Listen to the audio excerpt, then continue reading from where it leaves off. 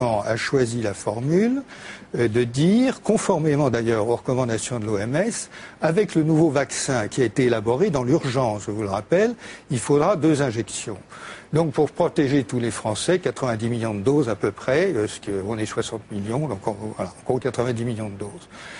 Il y a quelque temps, l'Organisation mondiale de la santé, à la suite d'un certain nombre d'observations qui ont été faites, a conclu qu'une dose allait suffire.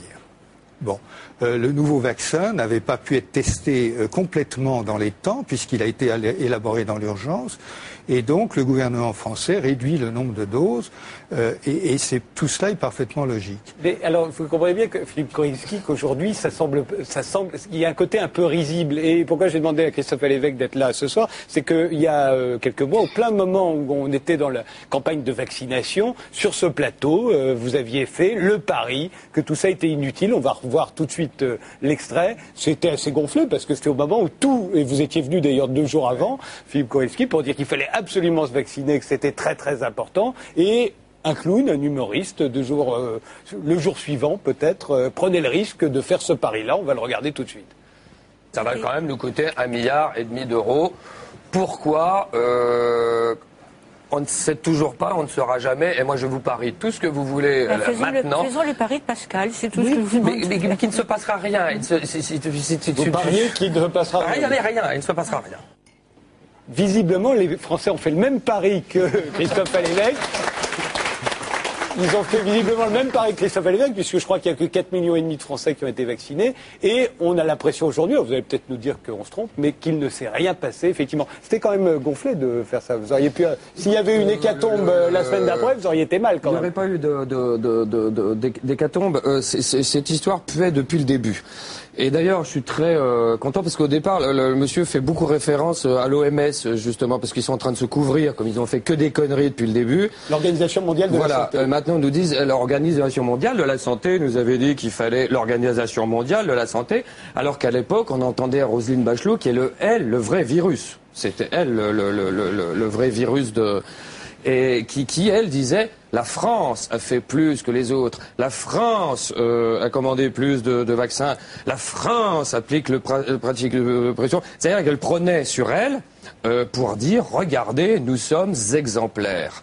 Et maintenant qu'évidemment ils ont fait des tas de conneries et qu'il va y avoir quand même 1,5 milliard, remarquez, on pourrait être en période de crise, ça pourrait être pire. Il y a quand même 1,5 milliard qu'il va falloir qu'on sorte de nos poches pour des conneries.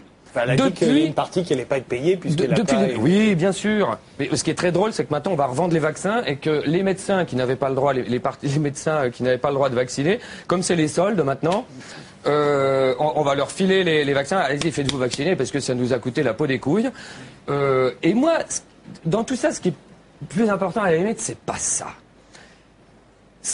D'abord, c'est le syndrome de la peur. Parce que ça, je trouve ça extrêmement grave. C'est-à-dire, moi, je pense que la théorie du complot, tout ça n'existe pas.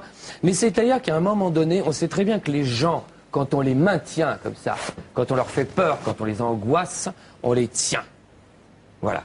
Et avec ça, les Français ont un peu de bon sens, donc ne sont pas allés se faire vacciner.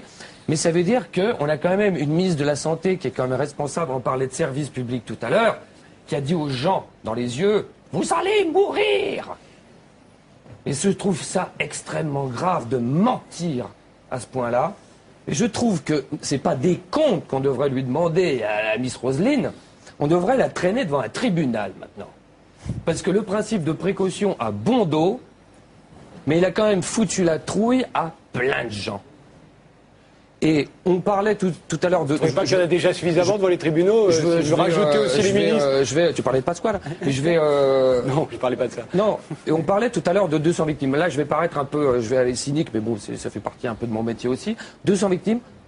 Dans ces 200 victimes, il y en a à peu près la moitié qui étaient déjà de toute façon borderline, hein, on va dire. Qu'est-ce que vous voulez dire par là? Parce que c'est effectivement très cynique. C'est très cynique, c'est dire que le virus de la grippe leur a simplement rendu un petit service.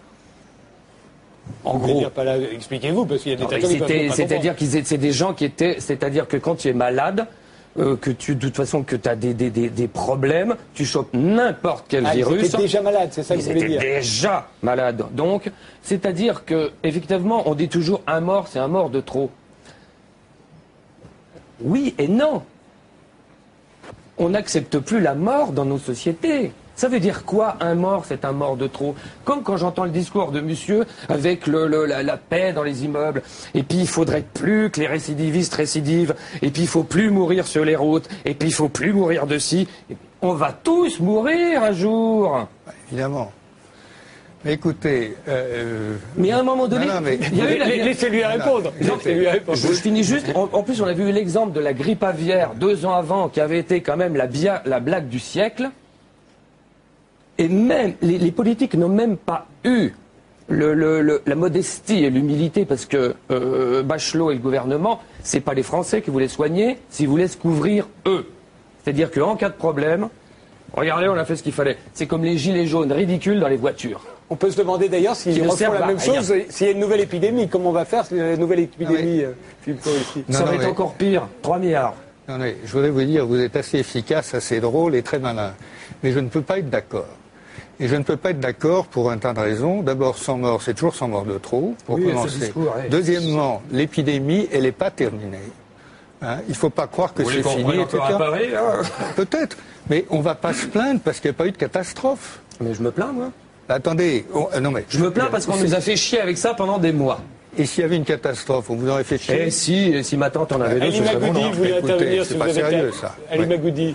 Moi, je trouve que les humoristes, ils ont la force de repérer les failles dans le discours politique. Et c'est pas pour rien que vous avez repéré que, en effet, tout ça n'allait pas aller très loin.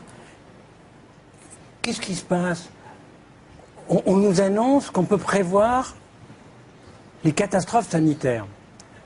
Regardez depuis plus de 20 ans. Aucune catastrophe sanitaire qui est survenue n'a été prévue. Toutes celles qui ont été prévues ne sont pas survenues. Vous êtes d'accord avec ça, Philippe Coristy? Donnez-moi une catastrophe sanitaire prévue. Pas du tout. Lesquelles? Il y a un certain moment, on commence à les prévoir. On a prévu la diffusion du sida à un certain moment. Vous n'avez pas prévu l'arrivée du sida. Attendez, Mais c'est pas vrai. On dirait le pape. Non, attendez. Vous êtes pire que Jean-Paul II. Non, vous n'avez pas prévu Vous aviez prévu, là. Non, mais enfin, à l'arrivée. L'extension, on l'a prévu. Ça n'a rien à voir. Vous êtes comme les spécialistes économiques qui avaient prévu la crise après, quoi. La grippe H1N1, on l'a vu apparaître, on s'est prémuni alors qu'il y avait... Très bien, mais c'est pas une catastrophe sanitaire. Mais comment pouvait-on savoir que ça ne serait pas... Je suis bien d'accord avec vous. C'était pas possible. Bon. L'avenir est imprévisible. Bon. Il y a quelque chose qui est inconcevable aujourd'hui, c'est de se dire l'avenir est imprévisible. Et c'est toujours et si ma tante en avait, en effet, on l'appellerait mon oncle.